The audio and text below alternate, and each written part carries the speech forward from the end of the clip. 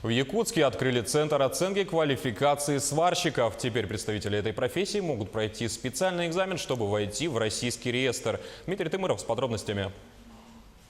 Центр оценки квалификации сварщиков открылся в республике еще в прошлом году на базе Якутского индустриально-педагогического колледжа. Сегодня студенты-выпускники решили сдать профессиональные экзамены перед экспертами независимой комиссии. Они должны уметь варить, значит, в нижнем, в горизонтальном, в вертикальном положении, да, все, кроме потолочного положения. Стоимость прохождения оценки квалификации сегодня составляет 40 тысяч рублей. Но для студентов колледжа имеется скидка. Многие из них копили на это, откладывая свою стипендию.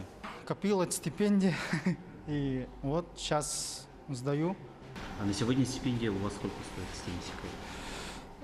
Так, 1500, если нет, то социального. А так социальным есть, тогда удваивается сумма.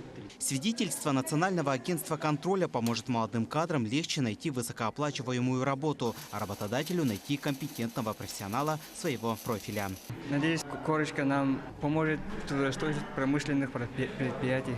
В будущем на территории республики планируется открытие и других площадок оценки профессиональных квалификаций. В будущем будем мы в этом году открывать центр оценки квалификаций, также проводить независимую оценку выпускников в сфере гостеприимства, нефтегазовом комплексе, жилищно-коммунальном хозяйстве, агропромышленном комплексе.